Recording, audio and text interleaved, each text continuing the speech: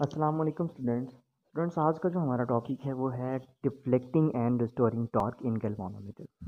इससे पहले हमें पता होना चाहिए कि डिफ्लेक्टिंग टॉर्क क्या है। अब हमें ये भी पता है कि जब किसी करंट कैरिंग कंडक्टर को मैग्नेटिक फील्ड में प्लेस किया जाता है तो इस करंट कैरिंग कंडक्टर पे एक फोर्स लगती है। उस फोर्स को हम रिप्रेजेंट करते हैं F is equal to I L B sine theta के साथ। तो इसी तरह हमने यहाँ पे डिफ्लेक्टिंग टॉर्क की बात की है। तो डिफ्लेक्टिंग टॉर्क बेसिकली कपल की वजह से प्रोड्यूस होता है। ये देखिए जो कॉइल है जो ग्रीन कलर की है, इसको जब मैंने मैग्नेटिक फील्ड में प्लेस किया, ये मैग्नेटिक फील्ड नॉर्थ से स्टार्ट होती हैं मैग्नेटिक फील्ड लाइंस और साउथ में टर्मिनेट हो जाती हैं।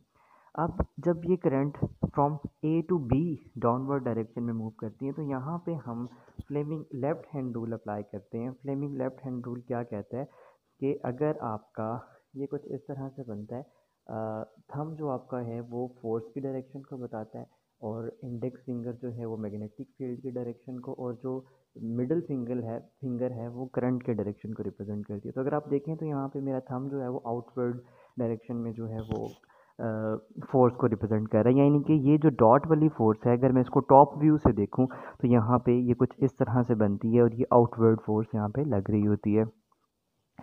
एक फोर्स हो गई ये, और दूसरा जब यही करंट जो है वो अपने डायरेक्शन चेंज करके यहाँ से होती हुई सी से डी साइड पर जाएगी तो यहाँ पे अगेन दोबारा से हम Fleming left hand rule apply करेंगे। अब फ्लेमिंग लेफ्ट हैंड रूल जो है अप्लाई करने के लिए, अब चूंकि करंट की डायरेक्शन अपवर्ड है और करंट की डायरेक्शन अपवर्ड होने की वजह से हम इसको कुछ अपने राइट हैंड को, इस लेफ्ट हैंड को Fleming left hand rule apply करेंगे। चूँकि यहाँ पे अब जो करंट का डायरेक्शन है वो अपवर्ड डायरेक्शन में है और मैग्नेटिक फील्ड जो है वो ऐसे है। तो अब जो हमारे पास ये देखें मैग्नेटिक, ये इंडेक्स फिंगर जो है वो मैग्नेटिक फील्ड को शो कर रही है और मिडल फिंगर जो है वो शो कर रही है जी करंट की डायरेक्शन जो कि अपवर्ड में है, और मैग्नेटिक फील्ड इनवर्ड है हमारे पास। तो अब ये जो हमारे पास फोर्स है ये इनवर्ड है। अब हमारे पास दो फोर्सेस लग रही हैं और वो डिफरेंट पॉइंट्स पे लग रही हैं, ठीक है।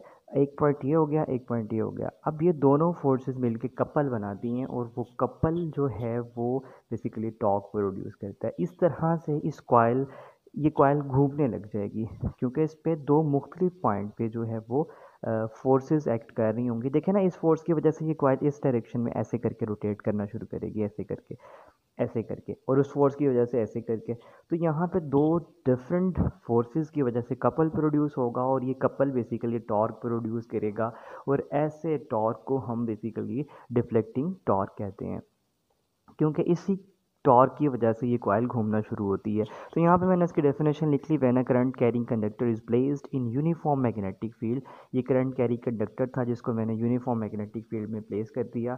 अब यूनिफॉर्म मैग्नेटिक फील्ड में प्लेस करने के बाद हमारे पास क्या होता है, a force act on that conductor. ये इस कंडक्टर पे जो है वो एक फोर्स एक्ट करती है। वो कौन सी फोर्स है, F1, जिसको हमने F is equal to I L B के साथ रिप्रेजेंट किया। अब दूसरे पॉइंट पे एट टू डिफरेंट पॉइंट, दो डिफरेंट पॉइंट्स पे हमारे पास फोर्स एक्ट करती है। वो फोर्स क्या प्रोड्यूस करेगी जी, ये फोर्स कपल प्रोड्यूस करेगी, और कपल बेसिकली इस कॉइल में क्या प्रोड्यूस कर देगा, टॉर्क प्रोड्यूस कर देगा। और इस टॉर्क को हम कहते हैं डिफ्लेक्टिंग टॉर्क, और इसको मैथमेटिकली हम रिप्रेजेंट करते हैं tau is equal to N I V A cos alpha. कुछ लोग इसे नीबा कॉज अल्फ़ा भी पढ़ते हैं। एन नंबर ऑफ टर्न्स होता है, आई वो करंट जो इस कॉइल में से फ्लो कर रही थी, बी मैग्नेटिक फील्ड जो हमने खुद से अप्लाई किया हुआ था। ये जो ब्लू लाइन जो हैं वो बी को रिप्रेजेंट कर रही हैं, मैग्नेटिक फील्ड को इंडिकेट कर रही हैं यहाँ पे। और ए एरिया ऑफ द कॉइल है। अल्फ़ा, अल्फ़ा बेसिकली वो एंगल है जो प्लेन ऑफ द कॉइल और मैग्नेटिक फील्ड बी के दरमियान बनता है। इसके बाद हमारे पास आता है रिस्टोरिंग टॉर्क। जी, इससे आगे हमारा टॉपिक है जी रिस्टोरिंग टॉर्क।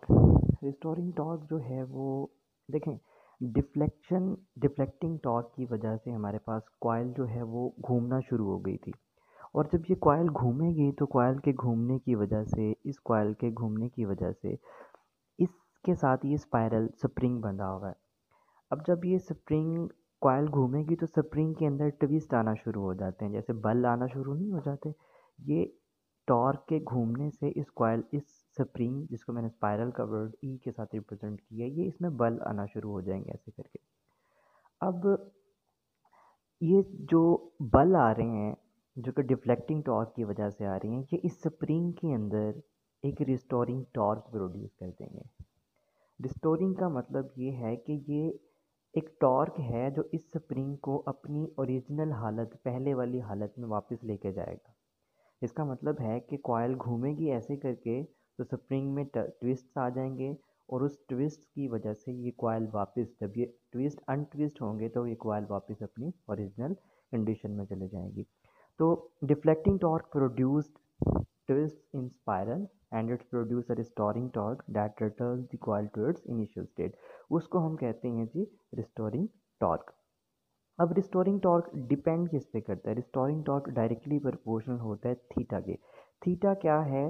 डिफ्लेक्शन को शो करता है। बेसिकली हमारे पास इसकी जो आगे इसके साथ हमने एक पॉइंटर अटैच किया हुआ होता है कुछ इस तरह से। वो जो पॉइंटर होता है वो बेसिकली जब मूव करता है, ये पॉइंटर होता है, जब ये कॉइल जो है वो ट्विस्ट करती है तो ये पॉइंटर की मूवमेंट होती है प्रॉपर। उस पॉइंटर की मूवमेंट को कंट्रोल किया जाता है और ये बताता है हमारे पास कि हमारे पास कितनी डिफ्लेक्शन हुई है, और जो डिफ्लेक्शन होती है वो रिस्टोरिंग टॉर्क को शो करेगी। जितनी डिफ्लेक्शन ज़्यादा होगी उतना रिस्टोरिंग टॉर्क भी ज़्यादा होगा।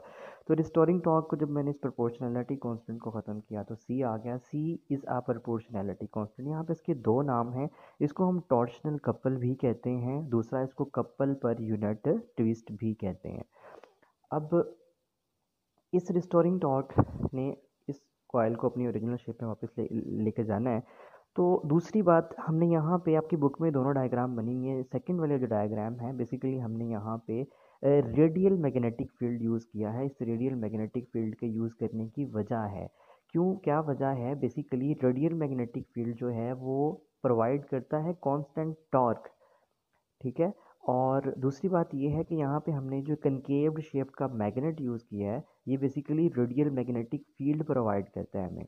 और कॉइल जो है, इस कॉइल, ये जो हमने कॉइल्स ग्रीन कलर की मैंने शो की हुई हैं, ये कॉइल्स हैं जिसको हमने वाउंड किया हुआ है आयरन, सॉफ्ट आयरन कोर पे, सॉफ्ट आयरन कोर पे वाउंड किया हुआ है।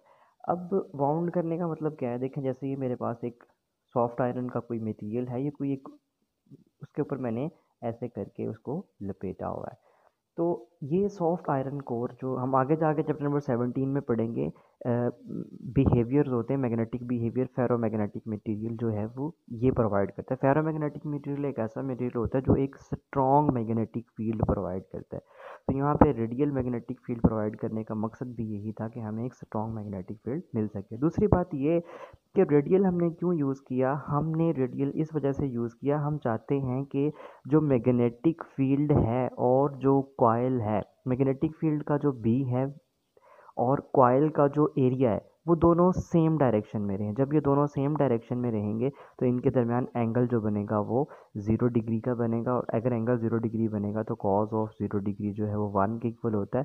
तो हमारे पास टॉर्क जो है वो मैक्सिमम प्रोड्यूस होगा। तो इस वजह से हमने यहाँ पे कनकेव शेप मैग्नेट यूज़ किया है। इसके बाद हमारे पास जो नेक्स्ट टॉपिक यहीं से बनता है, करंट सेंसिटिविटी, बहुत इंपॉर्टेंट टॉपिक है। अगर आपको वो समझ नहीं आता तो आप वो मेंशन कर सकते हैं कमेंट सेक्शन में। करंट सेंसिटिविटी क्या है, किस पे डिपेंड करती है, और हम इससे कैसे कम या ज़्यादा कर सकते हैं। Thank you. अस्सलाम वालेकुम।